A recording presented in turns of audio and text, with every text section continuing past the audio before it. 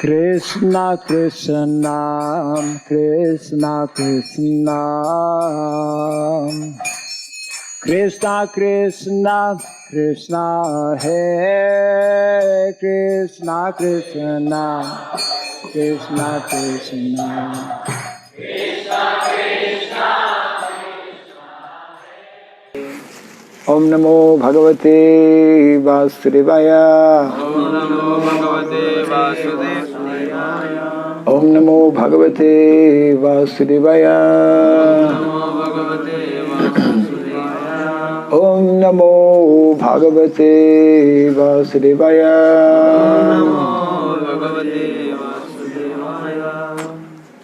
Om Surabhyay Namaha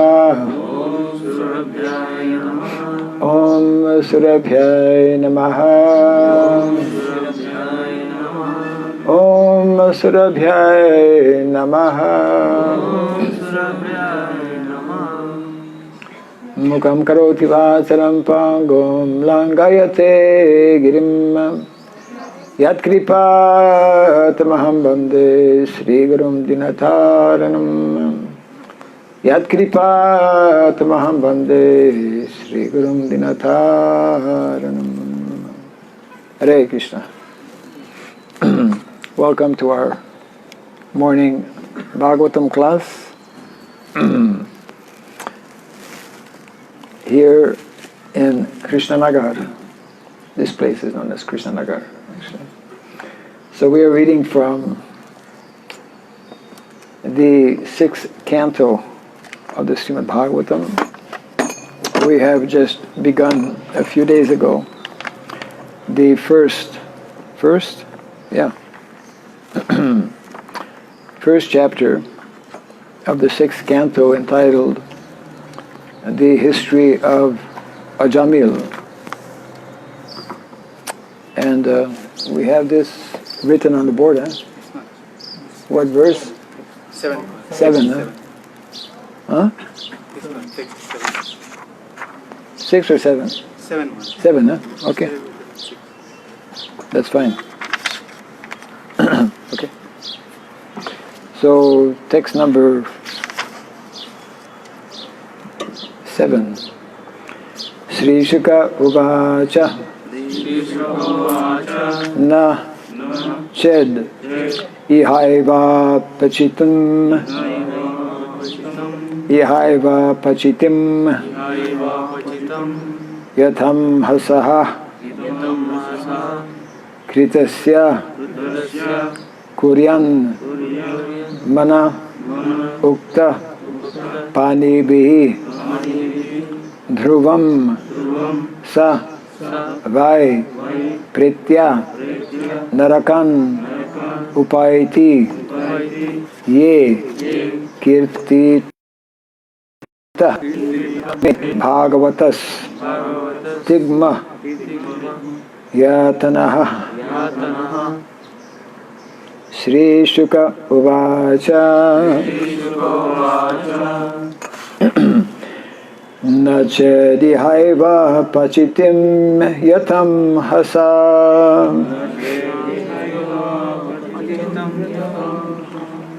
Nachedihaiva Pachitim Yatam Hasa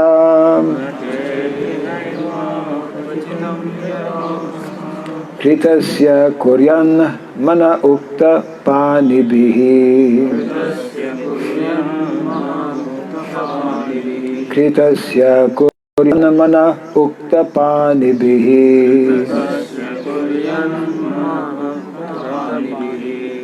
Dhruvam Savai Pritya Narakan Upaiti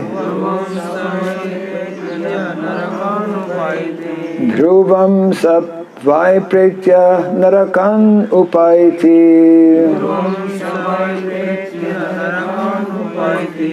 Ye Kirtita Me Bhavatas Tigma Yatanaha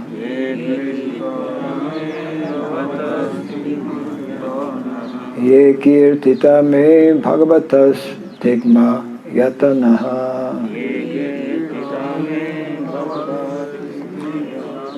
Shri Shuka Uvacha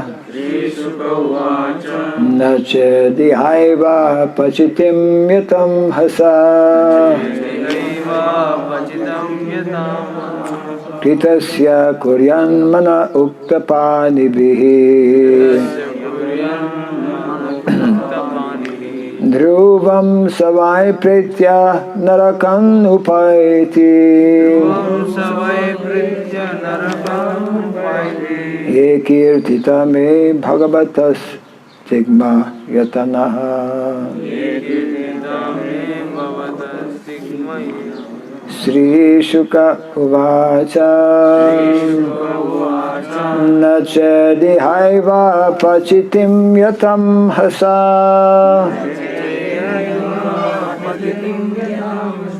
Kritasya kuryan mana uktapanibihi Dhruvam savai pretya narakan upaiti Ye kirtita me bhagavatas stigma yatanaha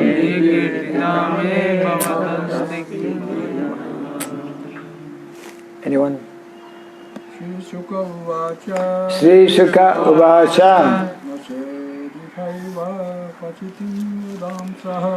Na chedhivai pachitim yatam hasaha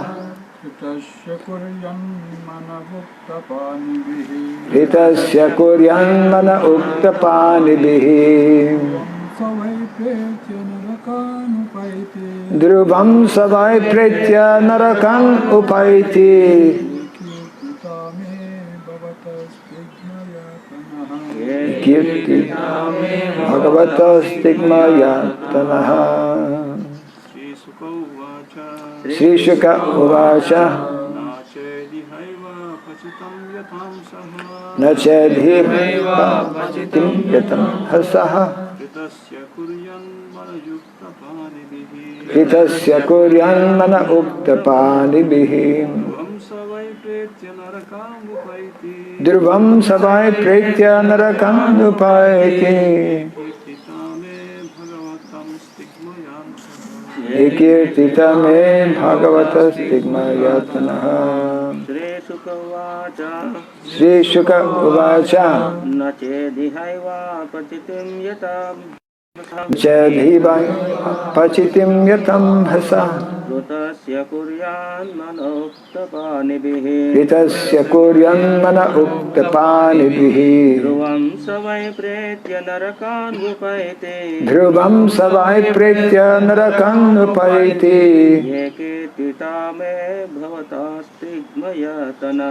Ekirtita me bhagavata stigma yatanaha Mataji's, anyone? Sri Shuka Uvacha Na chedihaiva pachitim yatam hasaha Kritasya kuryan mana uktapanibihi Dhruvam savai pretya narakan upaiti Ekirtita me bhagavata stigma yatanaha Sri Shuka Uvacha Sri Shukadeva Goswami said Na, not, Chet, if, Iha, within this life, Eva, certainly, Apachitim, counteraction, atonement, Yatha, duly, Amhasa Kritasya, when one has performed sinful activities, Kuryat, performs, Manaha, with the mind, Ukta, words,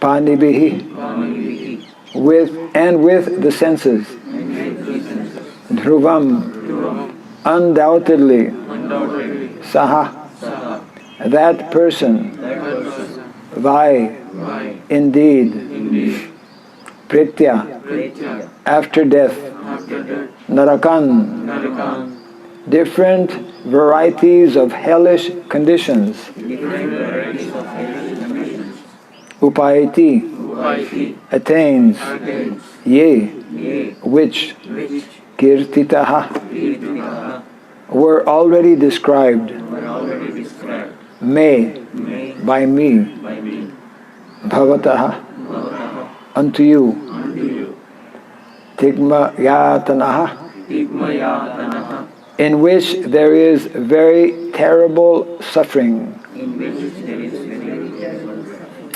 Translation and purport by His Divine Grace A.C. Bhaktivedanta Swami Srila Prabhupada Ki. Shukadeva Goswami replied, my dear king, this is a conversation between Parikshit Maharaj and Shukadeva Goswami.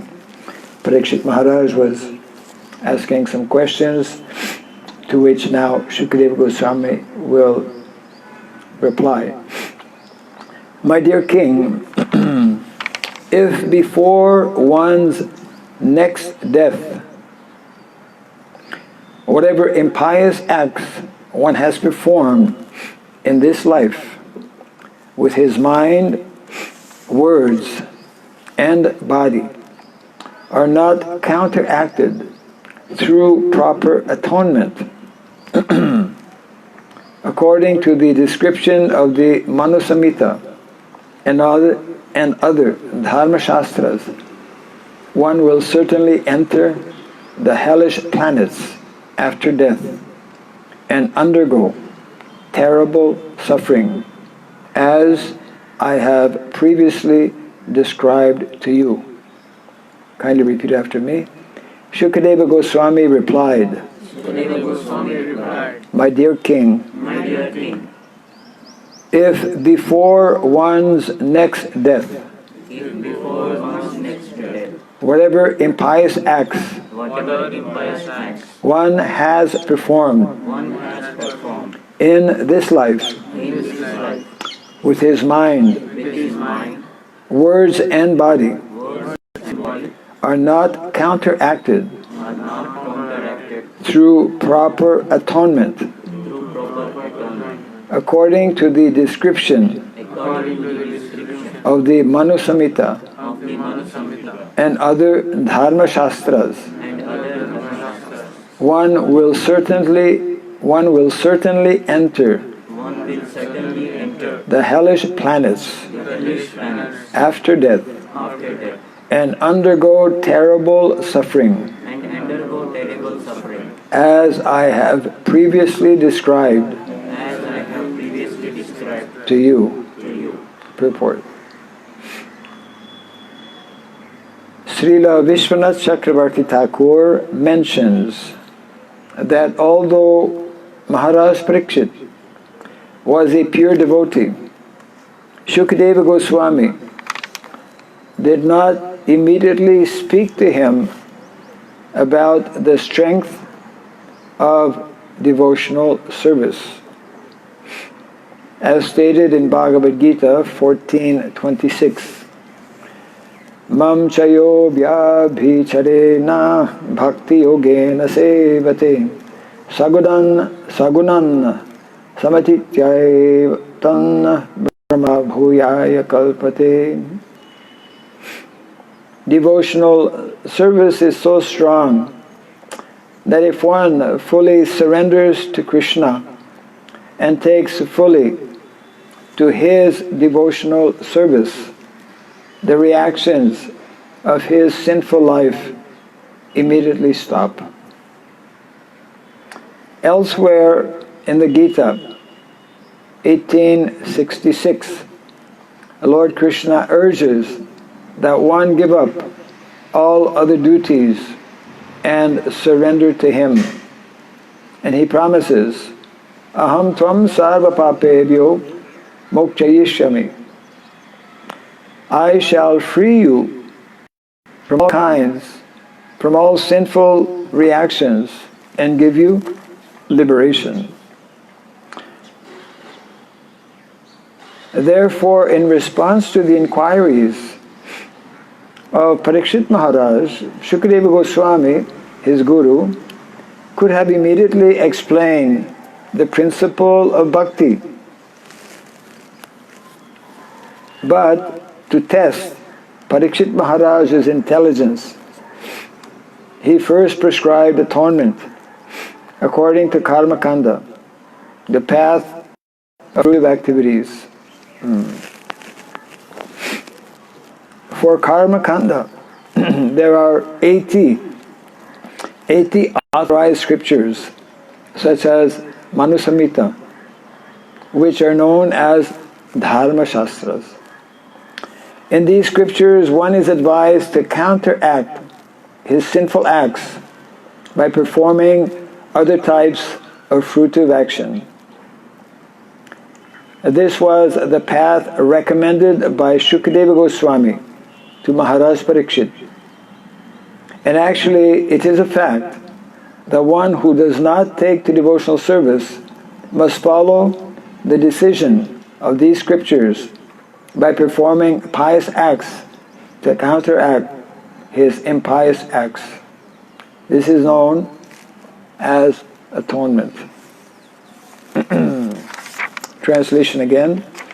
Shukadeva Goswami replied, "My dear king, if before one's next death, whatever impious acts one has performed in this life with his mind, words, and body are not counteracted through proper atonement according to the description of the Manu Samhita and other Dharma Shastras, one will certainly enter the hellish planets after death and undergo terrible suffering, as I have previously described to you."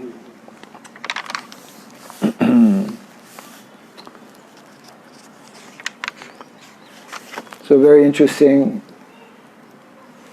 topic being discussed here regarding how to counteract our various sinful activities, either in this life or previous lives.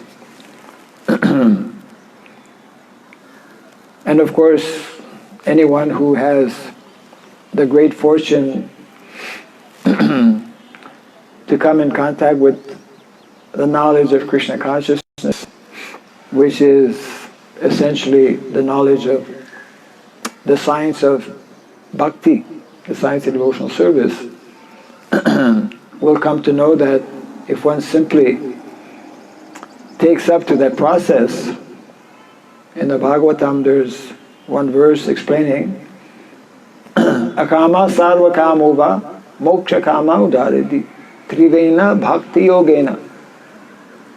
Whether one is having no material desire, akama, or sarva kama, whether one has all kinds of material desires, or whether one has a desire for mukti or liberation, everyone is encouraged to take up to the process of bhakti. But the point being made here in the purport by Srila Prabhupada is that not everyone is ready. Not everyone will have that great fortune of coming in contact with a Vaishnava, because actually that is something very rare.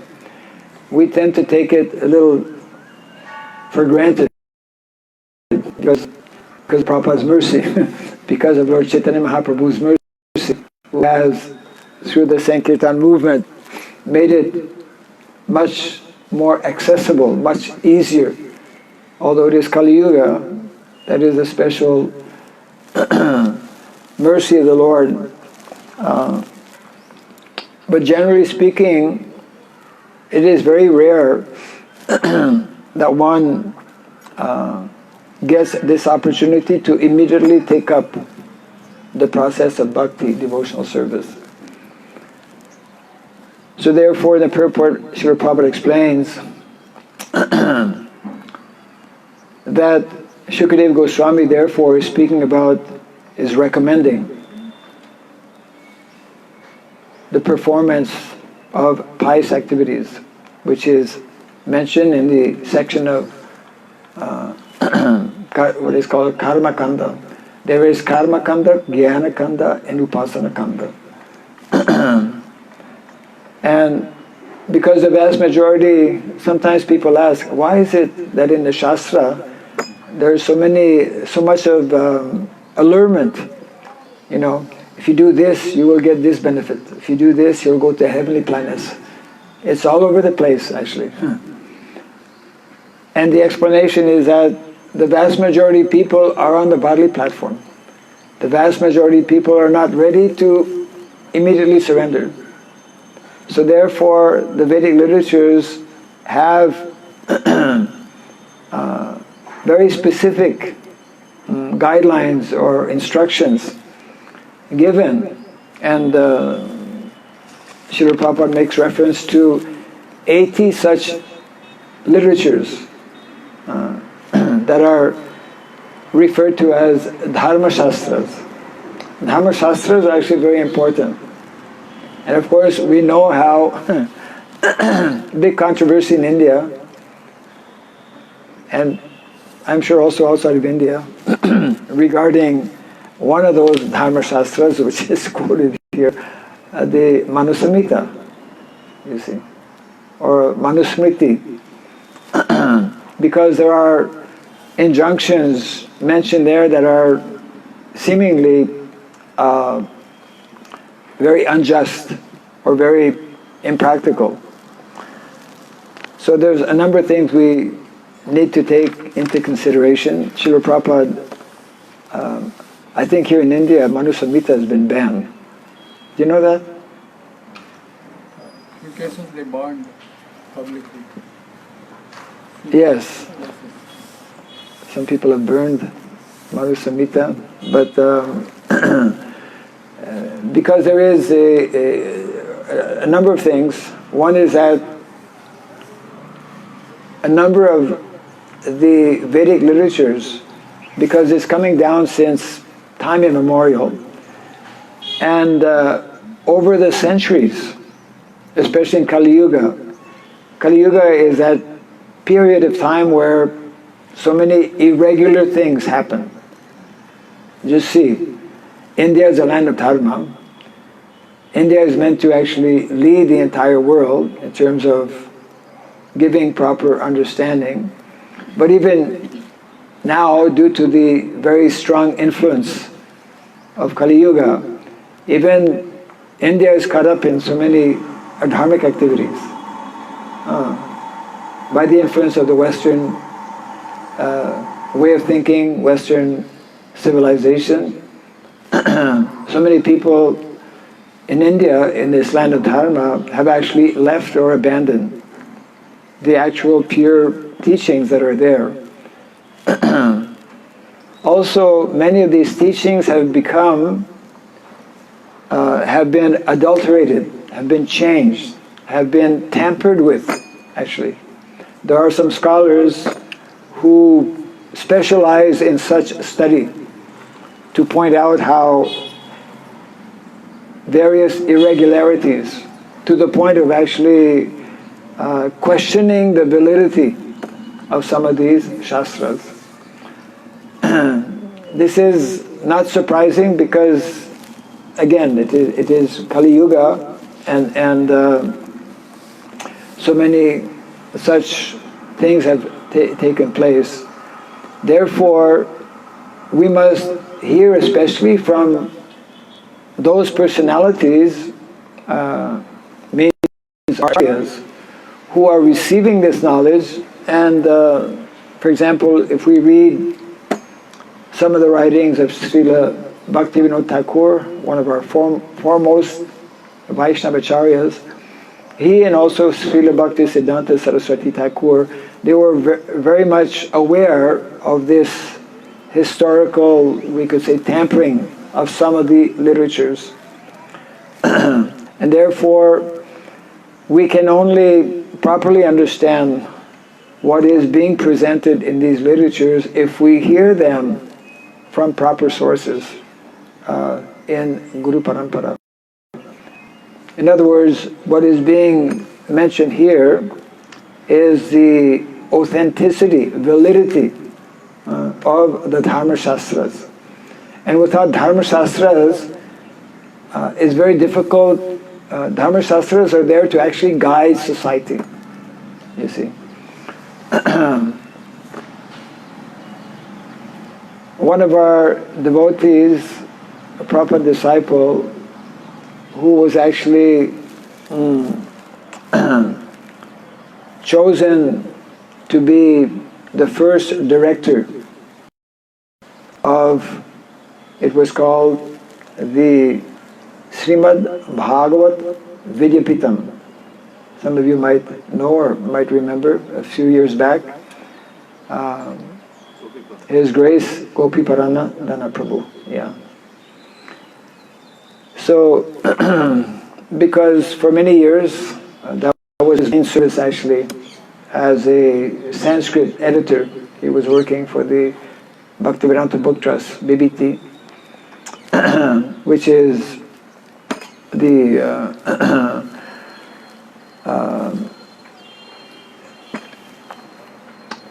the authorized, we could say, authorities for translating and publishing Srila Prabhupada's books. And there was a need to actually train up individuals who understand Sanskrit and who could therefore continue what Srila Prabhupada actually begun in terms of giving us these transcendental literatures. So he, of course, passed away some years back, but one of our devotees who was about to become his student had met him the very day he actually passed away. That was in Vrindavan, actually Govardhan. He was in Govardhan. This devotee had been corresponding with him, and that particular day in the morning he wanted to meet him. So he went from Vrindavan to Govardhan, and he met Gopi Paranadhana Prabhu. And he had a very interesting conversation, and then he left him, and by the time he went back to the Krishna Balam temple, Gopi Paranadhana Prabhu had left his body, actually. And so he did his conversation with Gopi Paranadhana Prabhu, and one of the things that he mentioned, because he was very much absorbed in presenting, our Vaishnava philosophy, he was adept, because of his training, in reading various of our writings by the acharyas in their original, Sanskrit form. And so he was, heading up this Srimad Bhagavatam Vidyapitam. He made the following statement, which is quite significant in the context of Dharma Shastras. And the point he was making was that because of the adulteration or the changes that had been introduced in some of these earlier writings, like the Manu Samhita, for example, he was telling this devotee that actually there is a need for our devotees within ISKCON to actually write, we could say, contemporary Dharma Shastras, without, of course, changing the basic principles. This is a challenge, actually, because in our various literatures, such as Srimad Bhagavatam or Bhagavad Gita, there are directives that are given to mankind, how we should conduct our lives, what should be our various duties and responsibilities. And sometimes devotees express that some of these recommendations that are there in the Shastra, I'll give one example. There are many examples to be given. One of them that Prabhupada very clearly explains or refers to is what is called capital punishment. Everyone understands what is capital punishment? Our boys know what is capital punishment? Who can explain what is capital punishment? Punishing in terms of getting money. You should give some money. No. Eye for eye is the somebody has done a murder. An eye for an eye and a tooth for a tooth. Capital punishment refers to if someone kills an individual intentionally, not accidentally, intentionally, premeditated. It's called premeditated murder. If one takes a life, because actually life is sacred, we're not allowed to take the life of others, we're also not allowed to take our own life. Life is sacred. So in the Shastra, it is mentioned that if someone actually in a premeditated way murders someone, then actually he should be killed. I mean, by the laws of that should be it used to be actually. But now in modern times, this law has been changed and they generally will sentence someone for life imprisonment. And he may be excused after some time also, you know. So, of course, meantime, we go on, you know, murdering, taking the life of so many other living entities in other forms, you know, animal forms, species, etc., like that. This is one example of an injunction in the Shastra, which is not meant to be changed, you see. Therefore, which is the situation today, when we introduce secularism, secular governance, which is based on what people understand, what people think, and of course, that tends to change from one individual to another, from one period of time to another, from one historical period of time to another. And therefore, we know from Shastra and from pure, let's say, logic also, that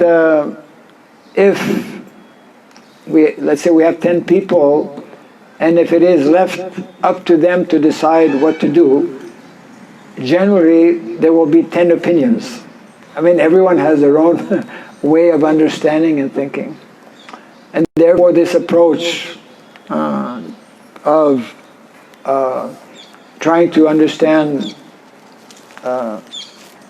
whatever it may be, simply by our limited intelligence, is not the recommended way that that is especially, let's say, mentioned in the Shastra. So Dharma Shastras are actually a supplement to the basic teachings that are there in the Vedic literatures. And of course, we could say that the Puranas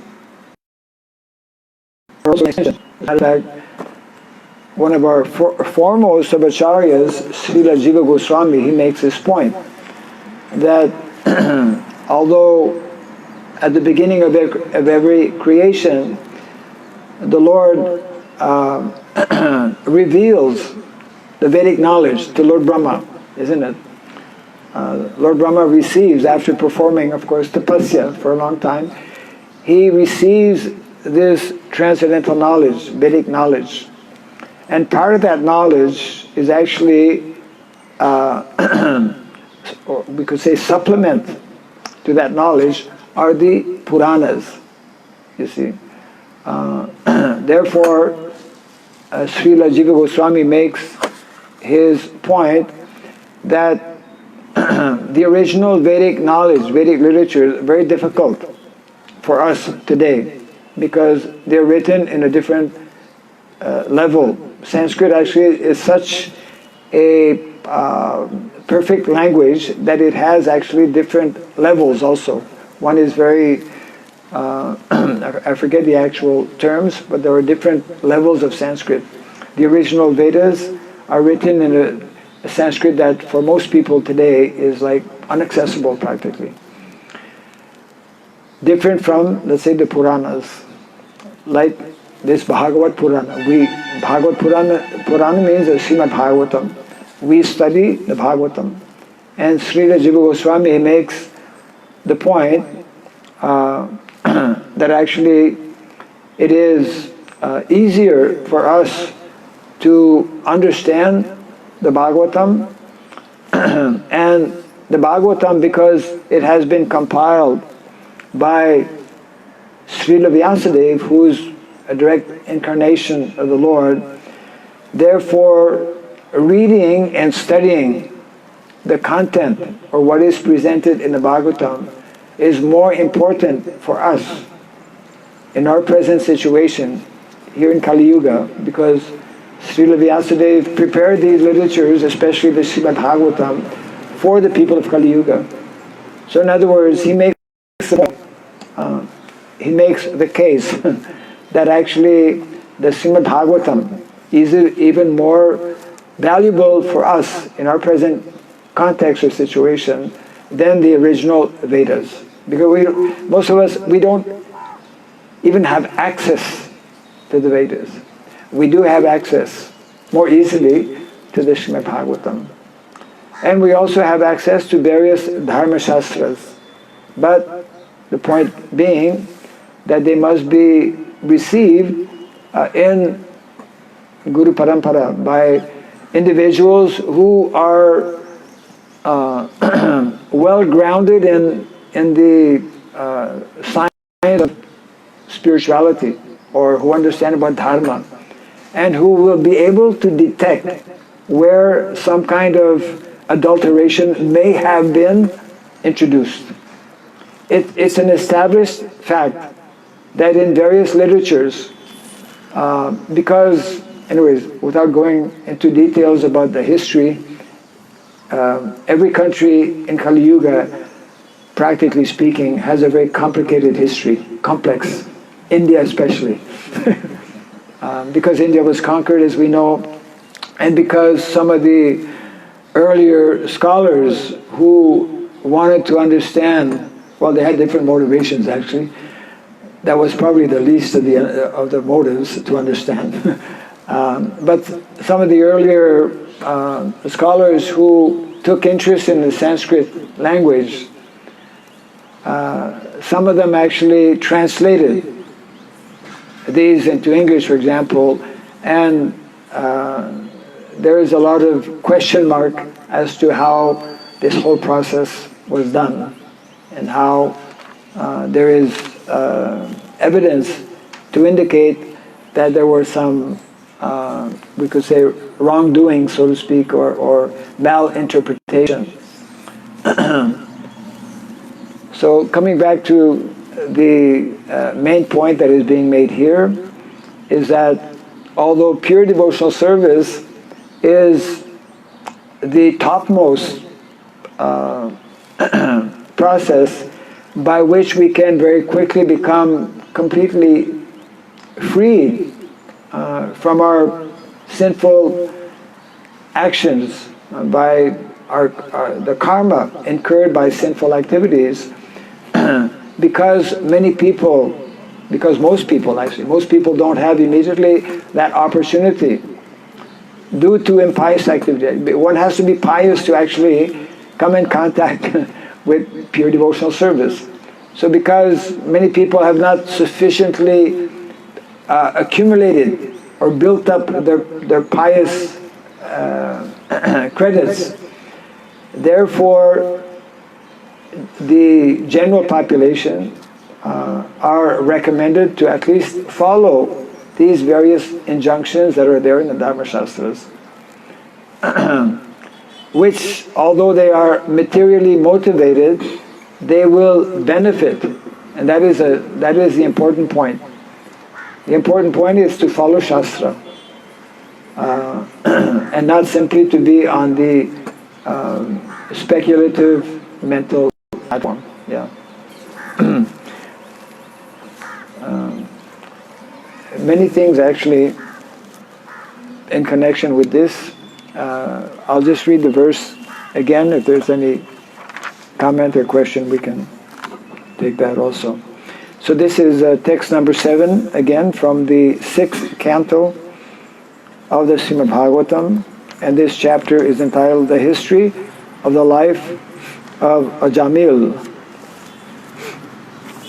Conversation between Parikshit Maharaj and Shukadeva Goswami, and this is Shukadeva Goswami replying to one of the questions of Parikshit Maharaj. My dear king, if before one's next death, whatever impious acts one has performed in this life, with his mind, words, and body, are not counteracted through proper atonement, according to the description of the Manu Samhita and other Dharma Shastras, one will certainly enter the hellish planets after death and undergo terrible suffering, as I have previously described to you. This, of course, is in reference to the last chapter, I believe, of the 5th canto. The 5th canto, as we know, the later portion is giving a very vivid description of the hellish planets.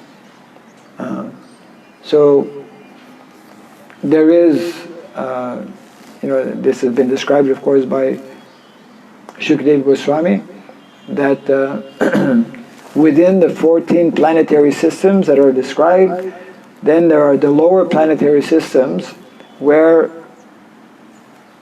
the hellish planets are situated.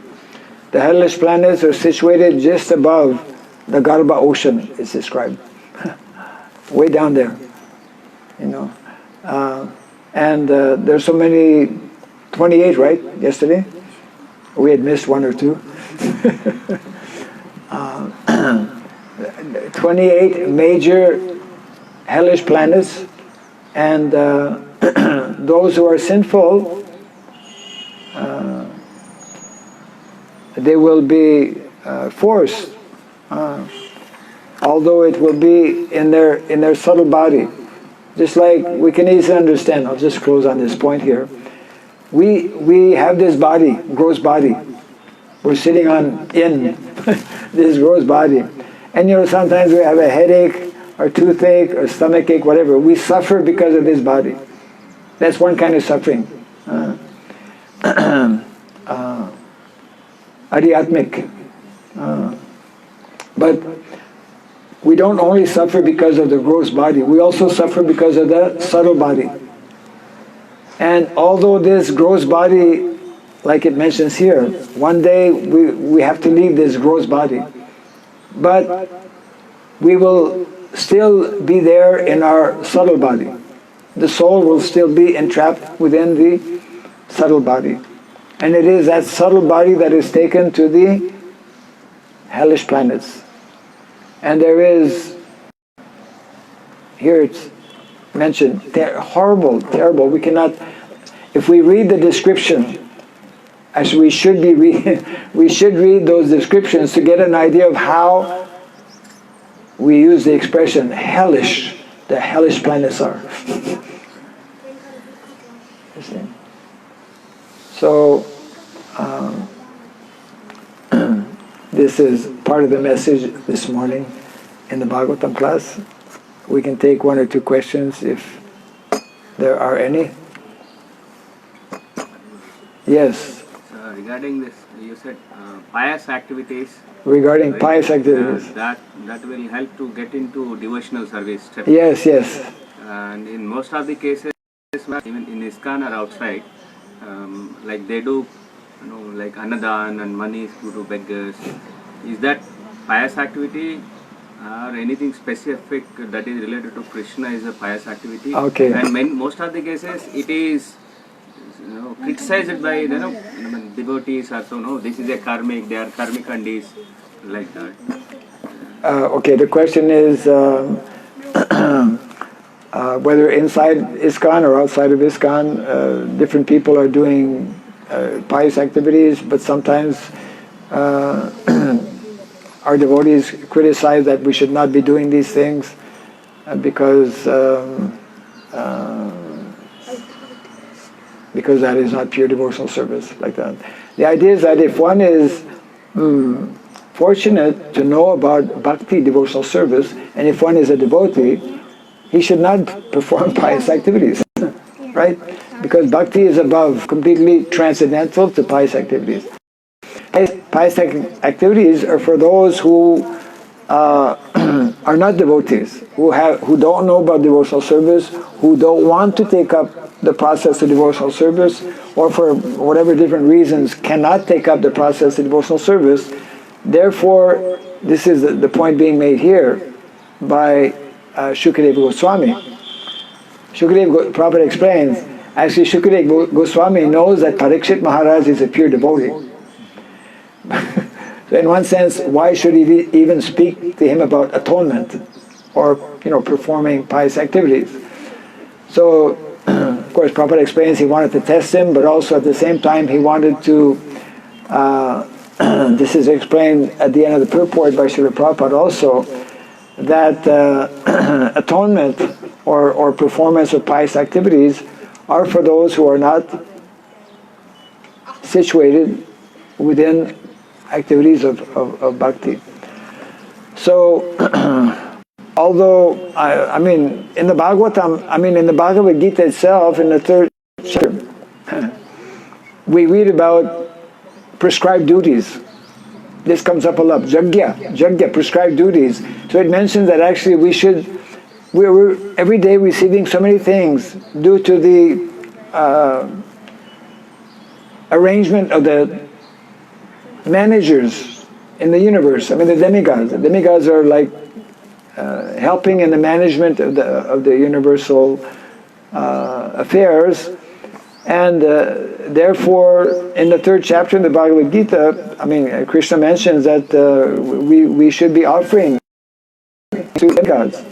But that's if one is not in activities of devotional service.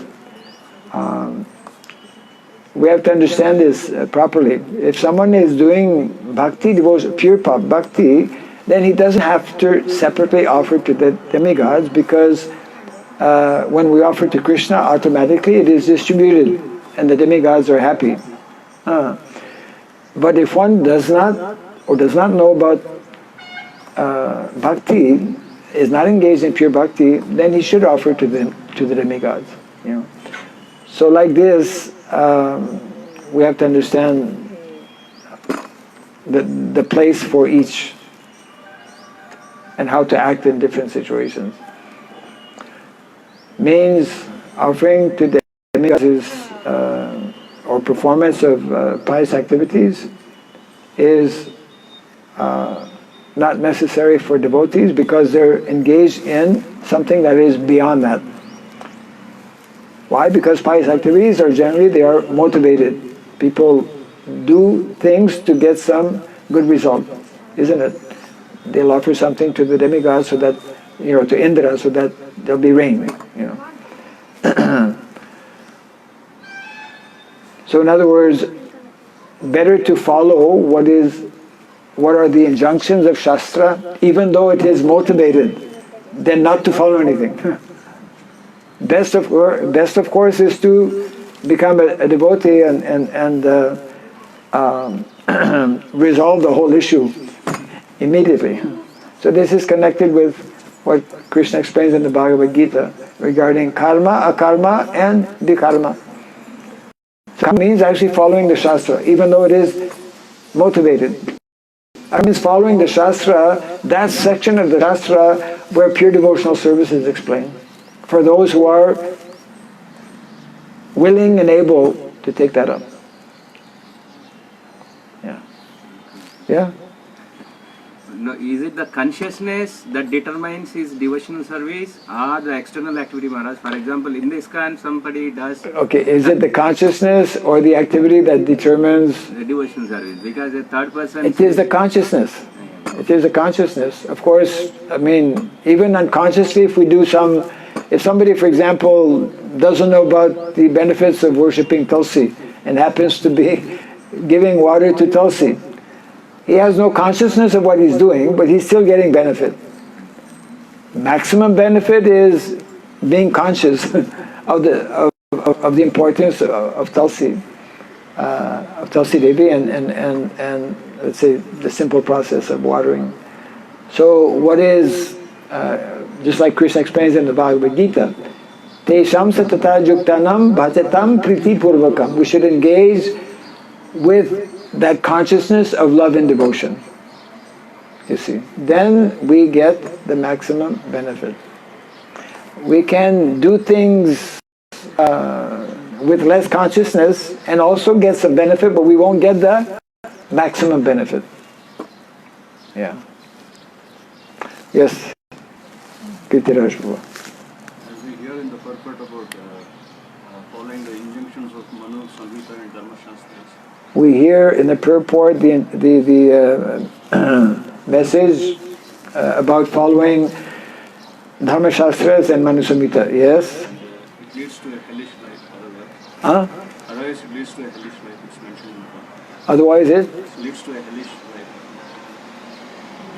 leads to hellish life. Yes. So the question is, in those days when the monarch rule was there, The monarch rule was there. Yes. some powerful kings Yes. were also named as Manuniti Chola. Named as? Manuniti Chola, because they were following the Manu Samhita very strictly. Okay. So, my question is how this implementation of the Manu Samhita scriptures were depleting because of democratic rule, or what is the cause? Repeat that again. Because of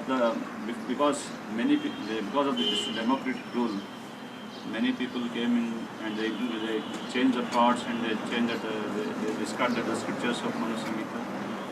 That's how the scriptures were neglected. How it was. How this came about? How the How the what are the negligence of situations came now? Why? Because of the neglect. for the present situation.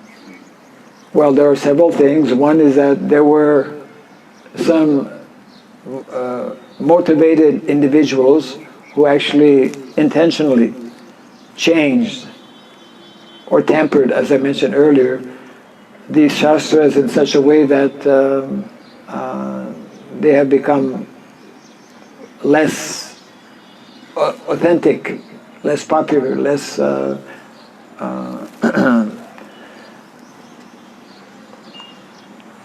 less value. That's one aspect. The other thing also is that we're living now in an age, let's say modern age, where the whole concept of dharma, of even the whole concept of God, God and dharma, God is related to dharma, but the whole concept of believing in God and following various injunctions that are given in the Shastras is being either questioned or being out and out rejected, isn't it? Modern day society is primarily a materialistic oriented society. Modern day society, vast majority of scientists, for example, are atheists. Not all of them, but many. I don't know if there's a percentage established or I don't have that information. But in principle, and governments around the world also are leading based on secular understanding. Means they don't want religion is your private affair. This is the modern day position that you're entitled to practice or not to practice. It's your private matter. Don't bring it in the public forum. Don't include it, within legislation. But we know from Shastra that actually a ruler is meant to guide based on knowledge. That knowledge actually is from Shastra. That's why our Vedic rulers, known as Kshatriyas, they were known as Rajarshi, which is, of course, in the Bhagavad Gita.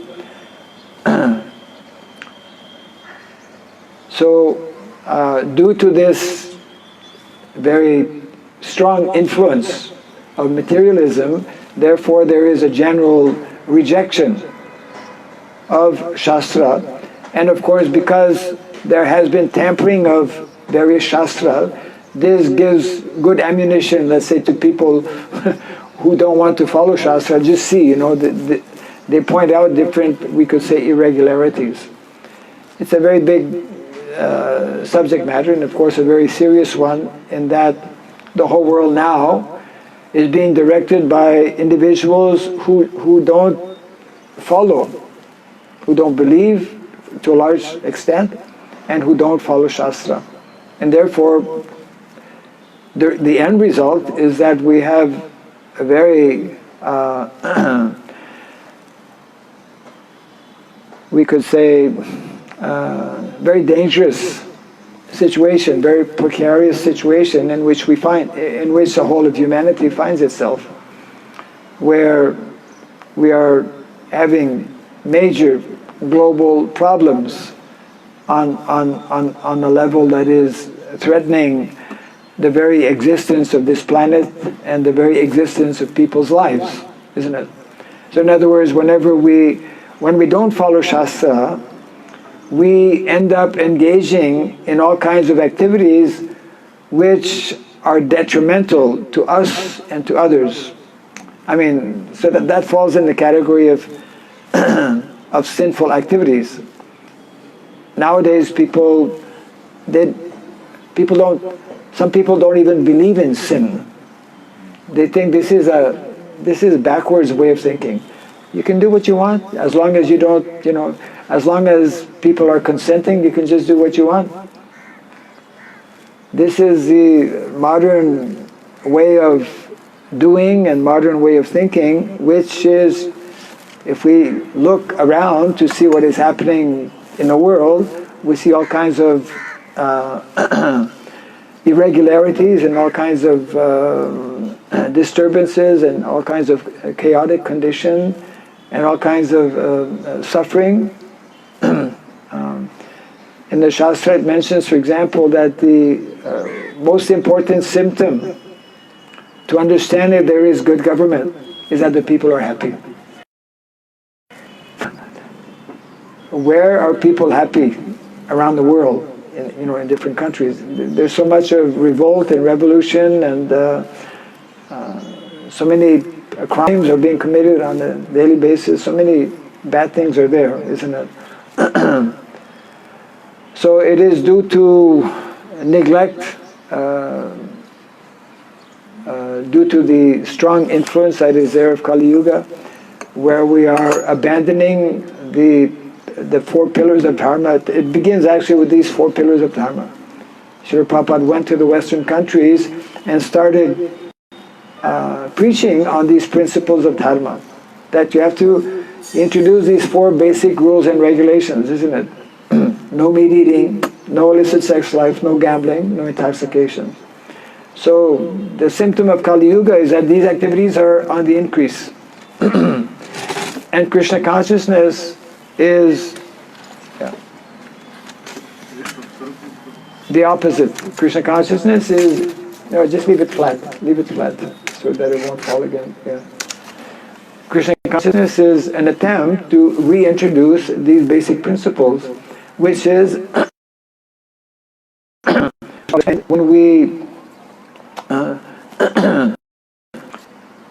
when we follow these principles in the Shastra, then we can call ourselves civilized. Otherwise, human being means a life of responsibility. And responsibility means following these basic, especially beginning with these 4 principles of Dharma. Satyam, Daya, Tapa, Shaucham, isn't it?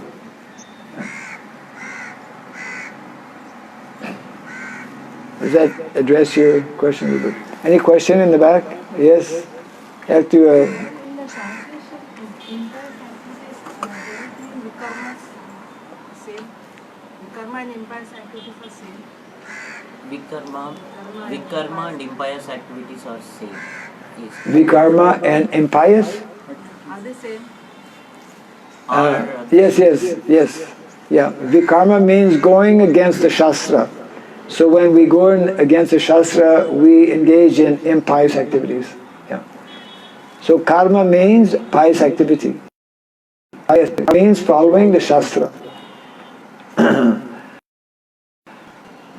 And vikarma means not following the Shastra, therefore impious or sinful. Impious means also sinful.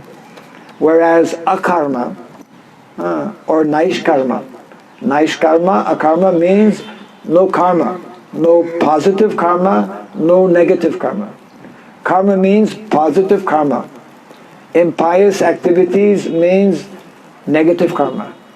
Sinful activities means negative karma. Whereas bhakti means no positive karma, no negative karma. Therefore Prabhupada would say, good karma is bad karma also. Good karma means, elevation, for example, to heavenly planet. But if somebody knows about Goloka, he has no interest in going to the heavenly planets because that's still in the material world, right? That's clear? One more question. Yeah. What is the position of practicing devotee in case he has performed any impious activities in the past? So should he just continue following regulative principles of Bhakti Yoga, or should he take up the atonement according to Manu Samhita or Karma Kanda to the extent he is not surrendered? Please repeat the question. If a practicing devotee, if he has performed in previously some bad activities, does he has to atonement as per the given here Manu Samhita or other religious Or should he scriptures, continue following? or they should continue follow the regulative principles? Okay. Got it. Yeah.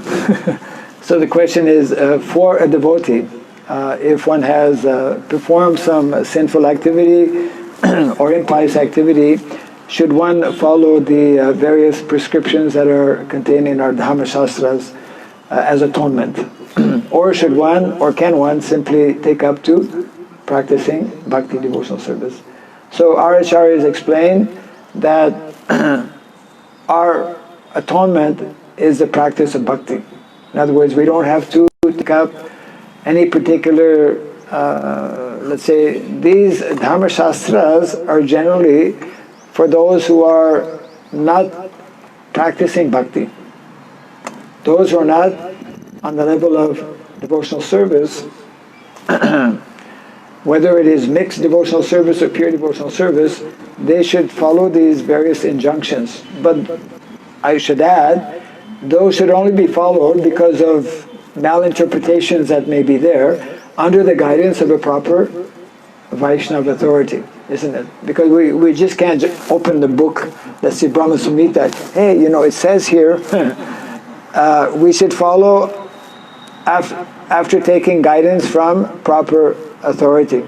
Because some of the recommendations, whether it's a Manu Samhita or possibly other literatures, may be adulterated. That's unfortunately the situation in Kali Yuga, that we have less than 10% of our original Shastra available, and even within that 10% of Shastra, some of them have been tampered with.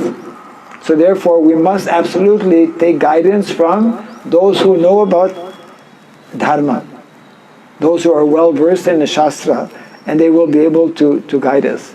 But the bottom line, basically, anyone who has that great fortune to come in contact with the process of bhakti devotional service, who is practicing, regardless of whatever sinful activity one might have performed in the past, one simply has to take up the process of bhakti. Or for example, sometimes may leave bhakti for whatever reason for some time. One simply has to again take up. You just again start chanting the holy name and performing whatever other activities. Okay? Yeah. So we need to bring this to a close right now. I would like to thank the devotees for coming, and just one or two announcements. One being that whoever has not yet received their 2021, 2021. It's like, already the month of January 2021 is no more. We're the 1st of February today, right? So anyways, we have a calendar for this year. Even though you did not get a chance, some of you, to get it in the first month of the year, please take a copy of this. We also have the few pamphlets here. We also have some prasadam. And Mother Cow is here, but you can't take her away. Everything else you can take her away. But not Mother Cow, nor her calf also. They look so much like my original cow in Jungle. We'll find out today. So, any other announcements? No, eh? No. Yeah. Jai Grantaraj Srimad Bhagavatam ki, Jai Srila Prabhupada ki, Gaura Premanande, Hare Krishna. Okay.